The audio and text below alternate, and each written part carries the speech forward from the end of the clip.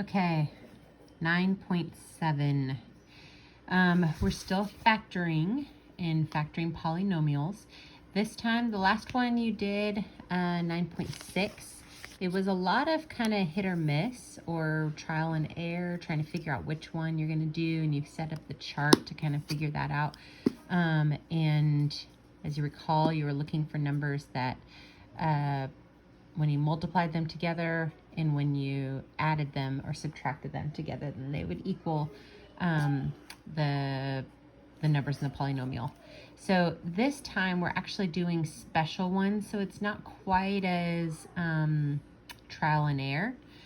And you may recall from before, we have this a squared minus b squared.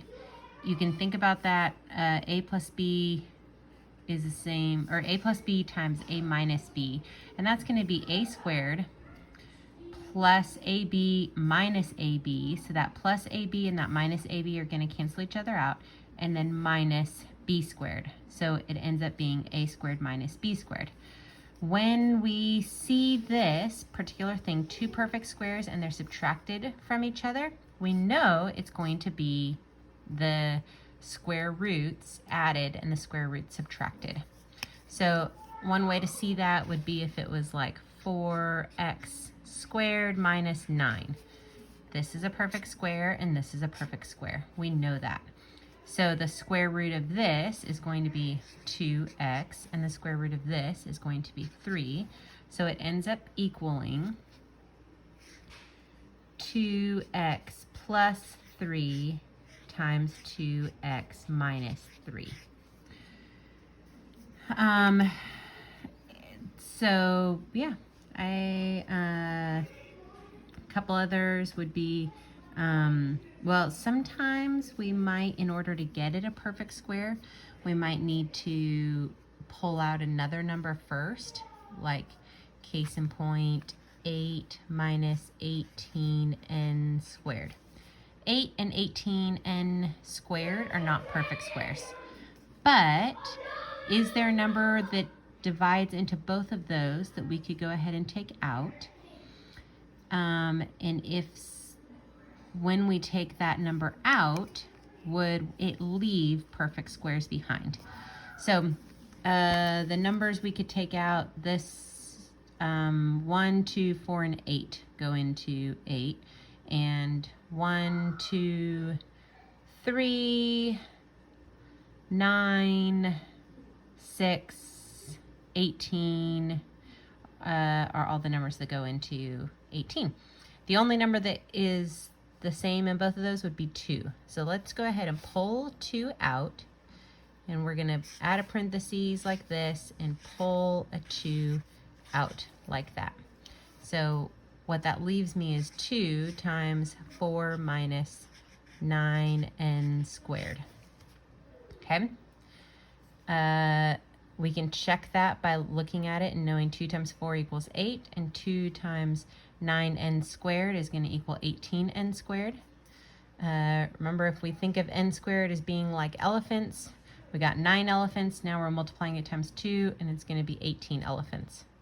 So we know that this becomes this, and now, voila, we have a perfect square and a perfect square, right? So it ends up being 2 times 2 plus 3n times 2 minus 3n. And that is my factored polynomial. Okay, that one's the easiest one for sure. The second one that we've talked about that we know is going to be this a squared plus 2ab plus b squared, and that's, so we got a perfect square, and then 2 times the square roots. 2 times each of the square roots multiplied times each other. So if the perfect square was, let's say that was like 9 plus 4, and then we've got 2 times 3. So obviously, well, anyway, then we know it's going to be the a plus b squared. Same with this one, except it's a minus b squared. So here's a better example. Don't listen to my example. X squared plus 6x plus 9. Well, we know 9 is a perfect square. It's 3. 3 times x times 2 is going to be 6. And so this is going to be x plus 3 squared. There, you can see it right there. Or this one, we got a perfect square down here, 25. Square root of that is 5. 5 times 2 times x is in the middle. And the square root of x squared is going to be x. So it ends up being x minus 5 squared. We got, the only difference is that little negative right there is going to make the negative right there. So here are a couple of examples. N squared minus 12n plus 36. So again, what we did last time was we thought through, okay, what are numbers that are multiplied times each other and added? This one we can see, oh wait, we have a perfect square right there. And that perfect square multiplied times 2 is right there, or the square root multiplied times 2 is right there. So this is going to be n minus 6 squared. Okay, this one, we got a perfect square here, we got a perfect square there, and then the square root of this is going to be 3x. The square root of that is 2. 2 times 3x times 2 is going to be 12x. And then I've got that little negative there, so it's going to be 3x minus 2 squared. Again, 4s squared plus 4st plus t squared. Okay, I've got a perfect square there, and I've got a perfect square there. So the perfect square here is 2s, and the perfect square, or the square root here is 2s, the square root there is t. 2s times t times 2 is 4st. So it's 2s plus t squared. Okay, here's another one. Negative 3y squared plus 36y minus 108. Right off the bat, I can see that 3 is not a perfect square. 3y squared. So can I factor 3 out of all 3 of these numbers and pull 3 out? Yes, I can. So I'll actually write this one out. Negative 3y squared plus 36y minus 108. Sorry for the camera not being in the right spot. Okay, so I'm going to automatically pull 3 out. The other thing I need to do is I've got my negatives in the wrong spot. Can a perfect square be negative? No, a perfect square is never going to be negative because when you multiply a number times itself, whether it's positive or negative, it is always going to end up being positive, right? So perfect square can't be negative, so I need to also multiply the whole things times negative or pull the negative out. So if I pull out negative 3 out of this equation, what do I have left inside the parentheses? Y squared plus 12y minus 108 divided by negative, or I should check my negatives and positives. Okay, y squared minus 12y, because it was, but I'm taking out both the negative and the 3. So now it ends up being minus 12y and then plus 36. 108 divided by 3 is 36. So now I have a perfect square, and I'm guessing this is going to be 2 times the square root of both of those. Square root of this is y, square root of that is 6.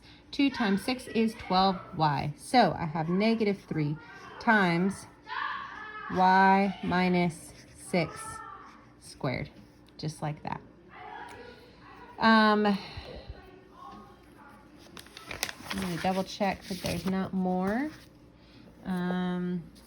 Here's another example. I've got x squared plus 2/3 x plus 1/9. equals 0. So remember, the reason we factor is because we're trying to solve for a number, and when it's the highest degree is 2, then I know I have at least 2 answers. So I want to know, what would it be if it equals 0? So what I'm going to do is I look at this, and this is a perfect square. That's easy. Question mark, is this a perfect square? 1 over 9. Are there numbers that I can multiply times itself and it end up equaling 1 over 9? 9 is easy, but 1 over 9 is a little more confusing. What if I did 1/3 times 1/3? That equals 1 over 9. So it is a perfect square. And if I take square root of this, which is 1/3, times square root of that, which is x, times 2, it ends up equaling 2/3 x. So my polynomial factored is going to be x plus 1/3 squared, right? And so I have 2 possible options for that, and my 2 options are -1/3 and -1/3. So actually it ends up just being 1 option, and so -1/3 is my answer.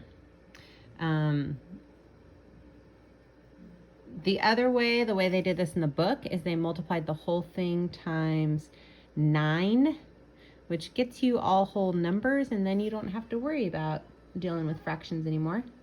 So if you did that, it would end up being 9x squared plus 6x plus 1. And now square root of 1 is 1, and the square root of 9x squared is 3x. So, and 3 times 2 equals 6. You can do it either way. It's up to you. So probably the easiest thing with fractions is to do like they did and go ahead and multiply times a whole number in order, and you want to do the largest number in the fraction, in the denominator of the fraction, and that will get you all whole numbers, but you don't have to. Falling washer drops a wet sponge from a height of 64 feet. After how many seconds does the sponge land on the ground? So we can look at the height equals -16t plus vt plus s. That's a function that they will most likely give you, where t equals time and s equals where it starts out, and velocity is how fast it's going. So in this case, I know that 64 goes in for that s, and my my initial velocity is 0. So after t amount of time, the initial velocity is 0. I can plug that in.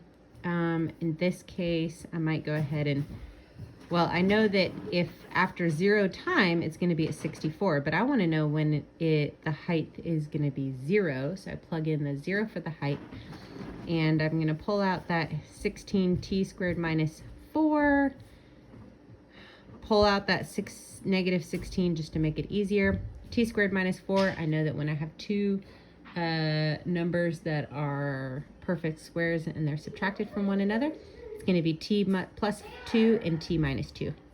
So right there.